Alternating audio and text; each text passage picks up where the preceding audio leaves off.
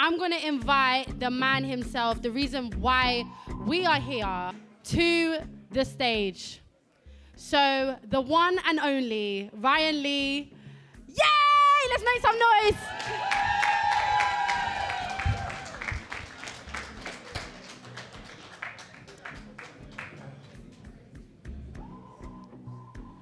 Hello. Hello. Ryan, we've been waiting for this chat for a while, so I'm really excited.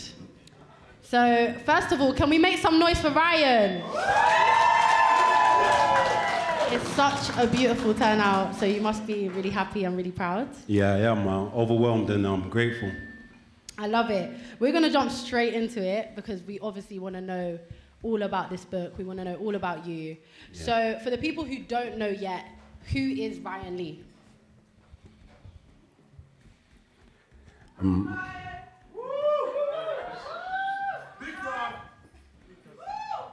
Ryan Lee is the name I was given.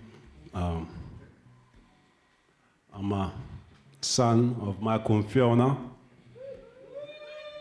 I'm a brother. I'm a father.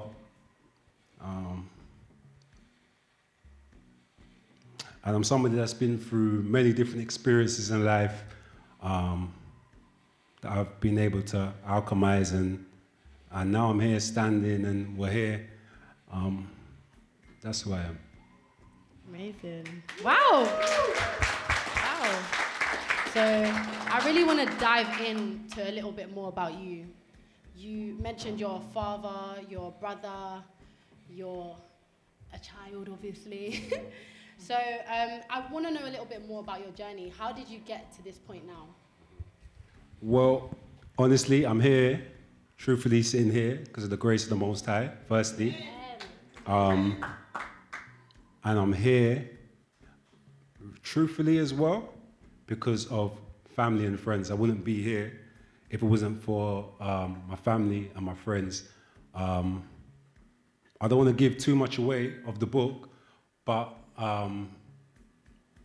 from age 16, I was a victim of, the prison, school to prison pipeline. And from there, I would say that most of my teens and most of my 20s, I'd say, was lived. I lived a criminal lifestyle, yeah, and it was about survival. And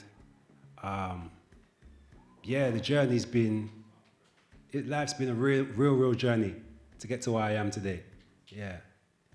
And was writing a book always on the cards, or was it something that came along the way? Yeah, this more came to me later down in life. It wasn't something that I ever planned to do, but there was a point in my life where expression was important, so yeah. So what were like some of the biggest challenges that you faced along this journey, obviously expressing yourself? Mm-hmm. Well, there's been different challenges at different points in my life. So at one point it was just literally to avoid prison, to stay alive. Challenges of trying to navigate emotionally without seeing my son. Challenges losing loved ones, dealing with betrayals. But I think the biggest challenge has been trying to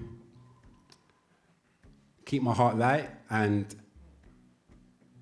keep balance amongst all that madness. Yes, that's what the challenge has been for me.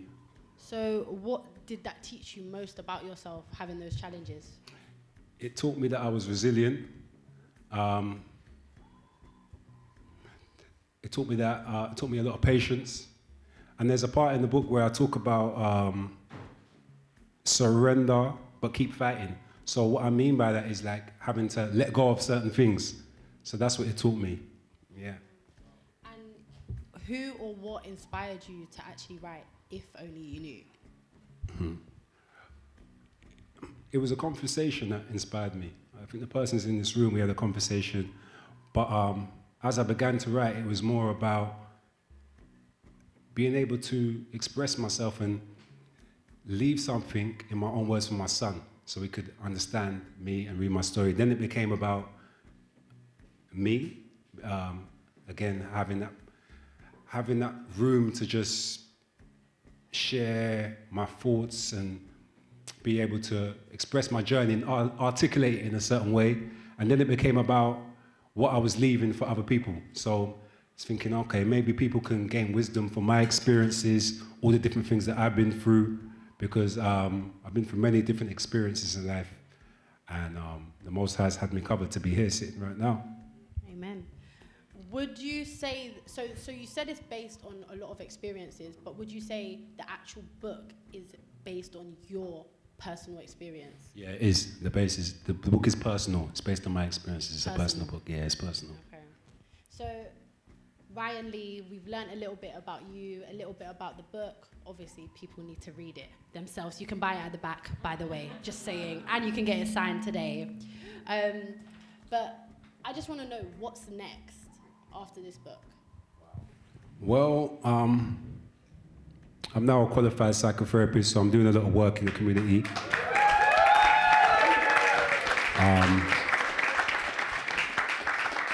Some of the people that are working with great companies, be inspired, empowered.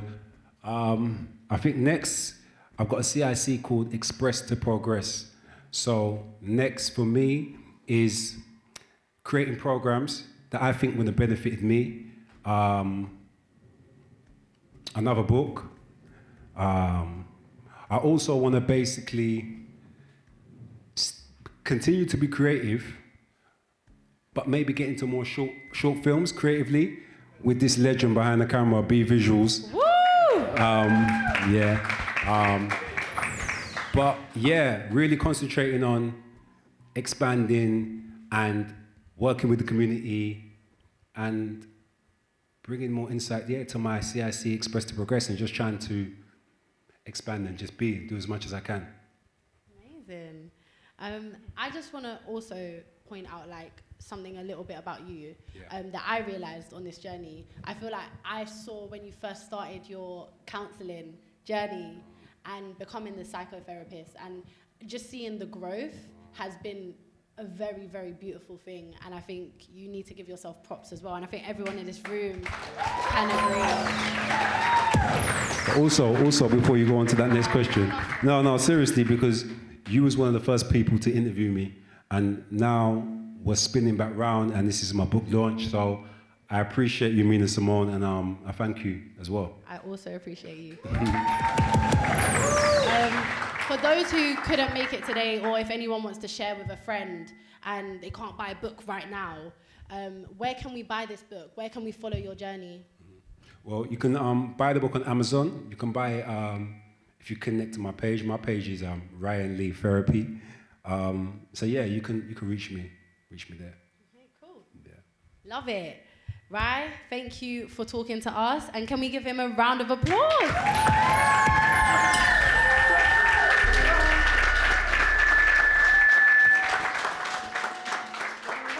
I'm going to open up the floor to you guys.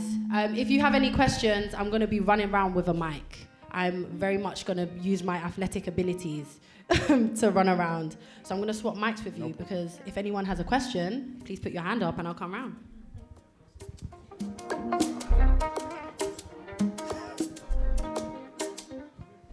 Hello.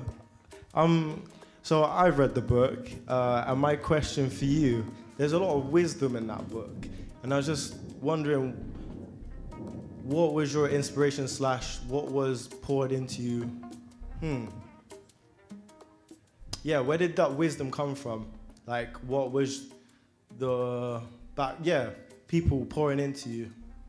The wisdom came from being able to go through experiences and actually, well, first of all, take accountability for my actions and look at situations in a way where no matter what I'm going through, I'm able to extract the wisdom from each situation, whether it's good, bad or ugly.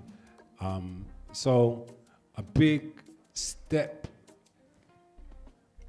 part of that was once I started realizing that everything that was good in my life came from the Most High, and everything that looked at as not bad, but I take accountability for it. That way I don't need to point the finger.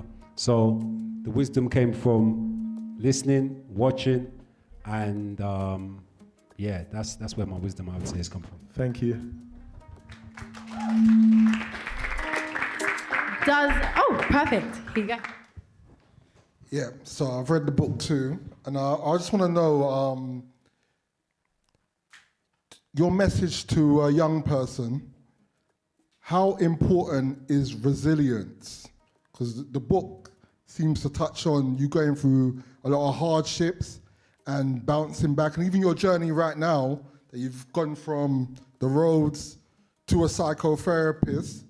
It's a resilient journey. You have to have some metal about you, you get me, to make that journey. So I just want to know what is your message to a young person on how important resilience is?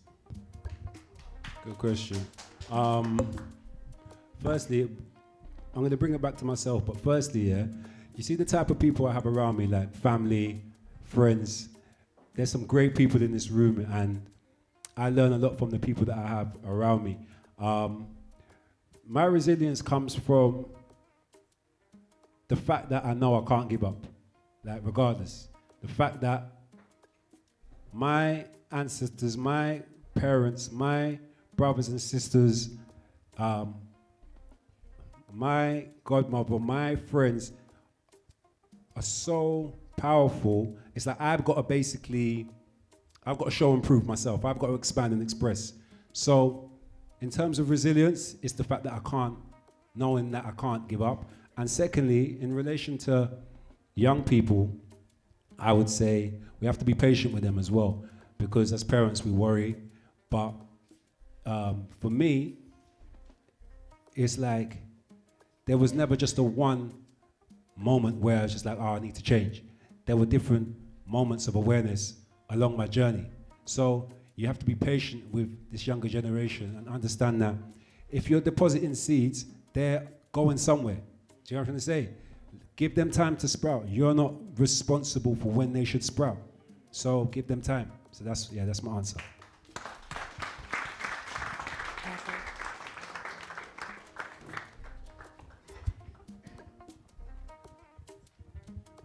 Thank you. Ryan, you're a beautiful human being, so you look good where you are, so well done. You're never too old to learn. You said something just now that I want to understand. Surrender, but keep fighting. Those two words don't go hand in hand. So I would love to understand what you mean by that. Thank you. Okay, what I mean by that, I'll try and elaborate a little more. It's like, have you heard of the saying, like, there's people say when, like, let go and let God, so to speak. So what I mean by that is, sometimes we have to surrender, but you're still fighting for something. So you're still going.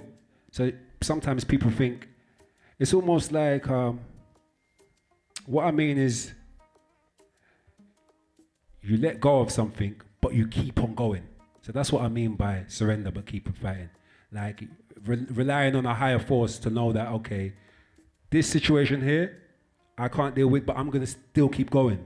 You know what I mean? If you're trying to like hold too much things at one time, it's like, nah, sometimes you gotta put things down and then you keep moving. Yeah. And one follow-up question. Being a psychotherapist, how have you found our community receiving therapy? Because I think as a community we do need therapy, but we tend to shy away from it, or we tend to poo-poo it and say, it's nothing. I, for one, I know I've benefited greatly from therapy, just even speaking in a group or having a group of men to vent or to cry out my issues or my concerns. And I think as a community, we don't do therapy enough, and we don't do men's group enough. And if we can do that, that would be a great thing for us to do. Yeah. In relation to what you just said, I'm just looking at someone from my class that I was in uni with, Jan. But in relation to what you said, I think therapy is a lot to do with the relationship that you have with the person you're dealing with. So, yeah, it's important that there's more black male therapists like myself in the community. So, because the environment that I come from, we don't want to talk about our secrets. We don't, like, we hold a lot in, we suppress a lot. So I would say My experience so far, I can see it's effective. It's been effective. And sometimes when I leave a session or I leave a school, I literally have to pinch myself because, like the book says, if only you knew, I think to myself, all these experiences that I've been through are qualifying me even more. So it's like a mix of life experiences and all the therapeutic knowledge that I've learned as to why I'm here. So it's amazing. God is great.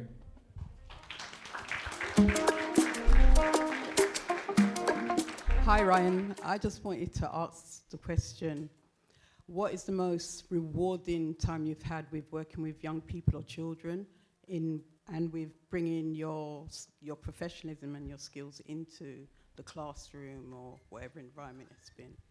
Wow. Oh, man. I think it's seeing how much the children are relying on me. And I think one time I left my book on what I do sometimes. I work in a school. So I leave my book on the table sometimes and I don't even let them know it's my book. And I wait for them to engage with the book and see if they're going to engage with it.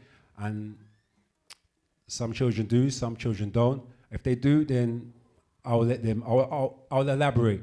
Anyway, this one child, he looked at the book and he took the book with him, but he didn't know that I read the book. And when he came back to the classroom, it's like he was so excited and he was breaking down. I said, tell me what the book was about. And he broke it down to me step by step.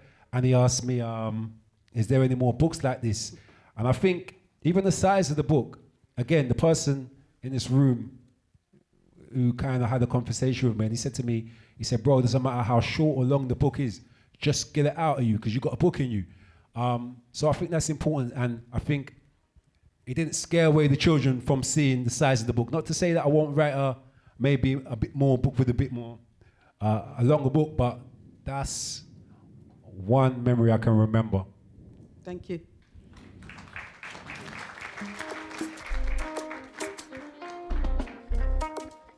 Yes, beloved. Beloved. I wanted to ask you about, there's a chapter in the book called Concrete Gems. I wanted to ask you your favorite as the author. What's your favorite concrete gem?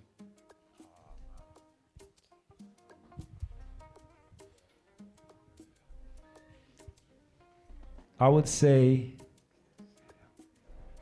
I can't tell you what my favorite is, but the first one that jumped into my mind was You Are Not Your Experience.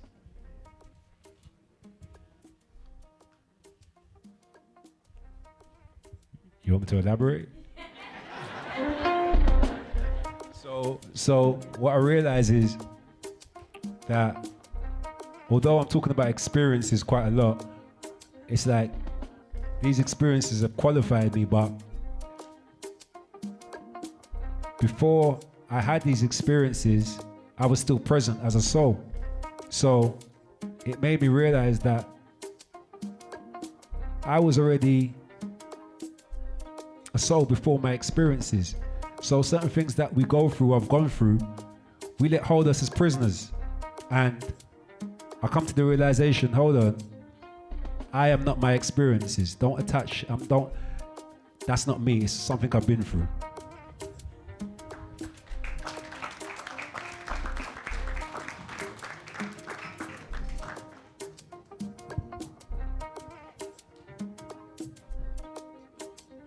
What's up, Ryan?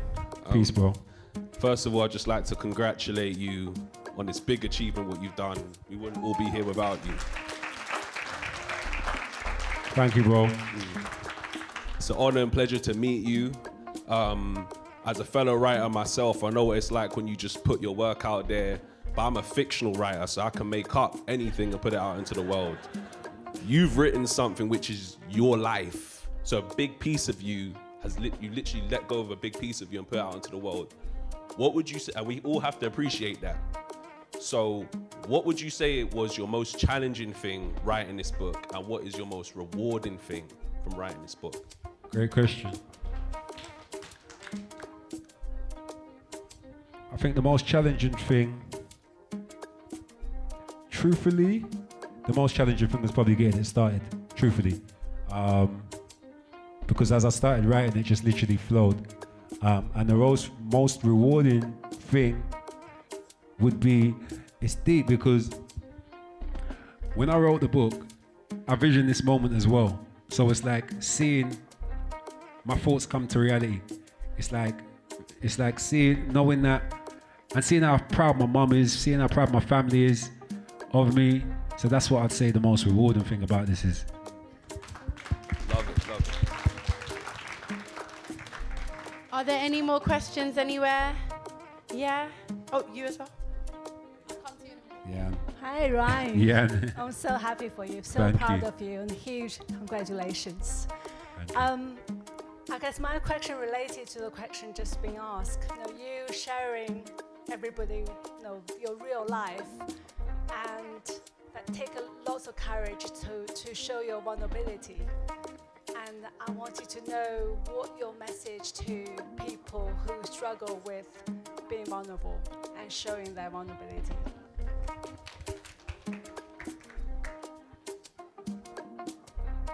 That's a good question.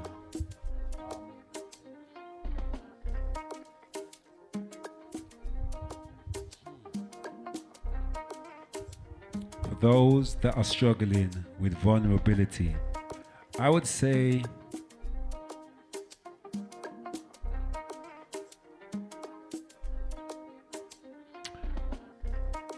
understanding where your power comes from. Understanding it's not outside of yourself. And taking time to be kind to yourself. Thank you.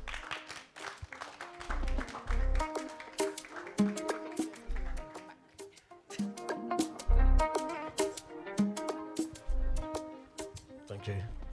Well, Ryan. Peace, bro. What's happening? Peace, Listen, bro. it's a two-part question. First part is, from the moment you started thinking about the book, having the idea and wanting to put it from sort of pen to paper, how long did that take you?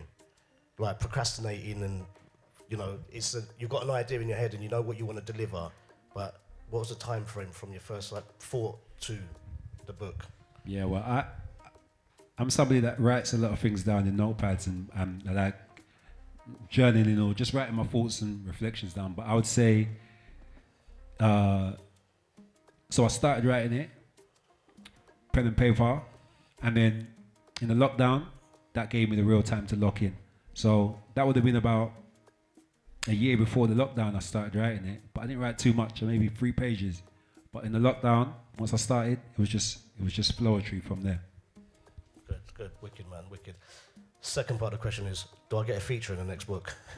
Because we had a lot of madness. We'll see what's happening. We'll see what's happening, my bro. But in all honesty, well done, man. Thank Congratulations. you, You've seen the journey we grew up together, going to school, and we've done a lot of a whole heap of nonsense. So seeing you putting your work out there now and seeing the difference, I mean, it's wonderful to see, man. So well done, keep it up. Appreciate you, bro.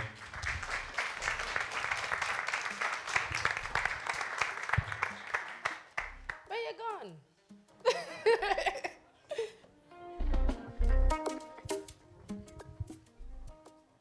Congratulations, my bro. Cheers, well done, my brother. Yeah, I'm so proud of you, man. I think we all are. I want to ask you one question, brother. I read the book. It was very thought-provoking.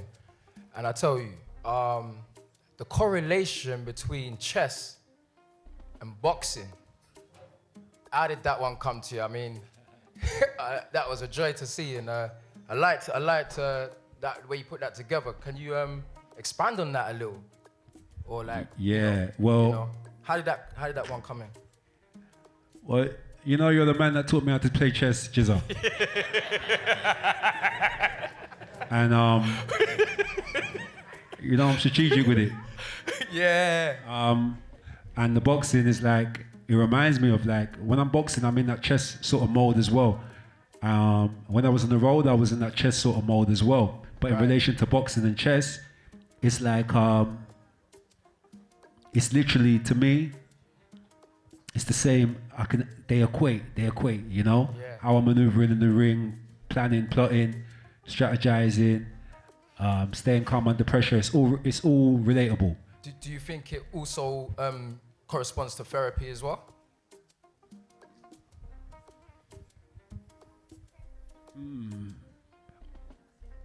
In some ways, boxing was the first stage that I was on where I could express myself. Remember, we express ourselves in many different ways. Words are powerful. Conversation is what struck the match in my brain to write the book. We express ourselves in our actions. We express ourselves in so many different ways. So in that aspect, there's a correlation. And boxing is therapeutic. But yeah, that's the answer.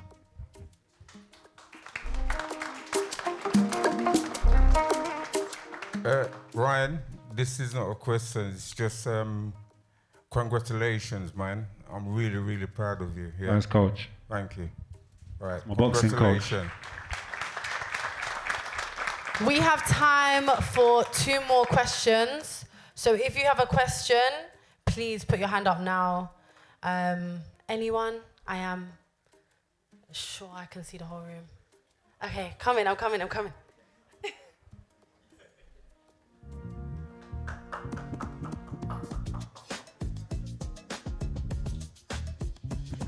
Ryan. Hannah Banner. Just wanted to say how proud I am of you and how proud we all are of you. My question is, for someone that is new to writing but like has an innate feeling that they want to start writing, what advice would you give them to get started? I would say don't overthink it, because everyone's got different processes and ways they will write.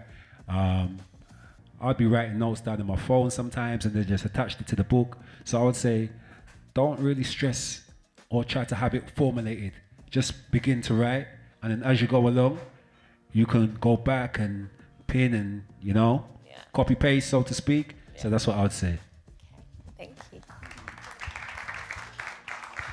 Stefan, my brother. Oh, go on. What's happening, bro? Oh, good. I guess in my own journey right now, I think I'm in a period where I've been thinking about my younger self, and even just going back and just trying to almost comfort that younger self, So for you, I don't want to make it too much of a loaded question in a sense of like, if you could go back to that 16-year-old self or whatever self, is there anything that you would change? Because at the end of the day, you are where you are today, from all that. Or is there anything that you would tell yourself if you could go back? Good question. I would say no. I don't think I can say there's nothing I would change. I would say probably don't take things so personally.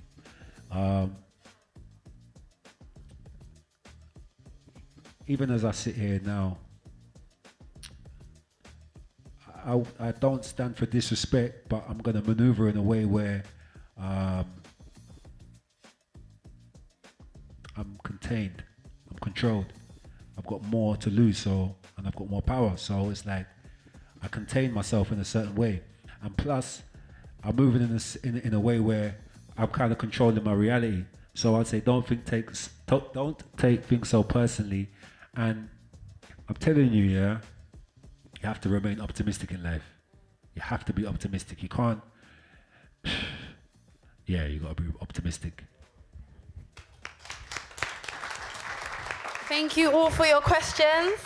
And can we give another round of applause to Ryan, please?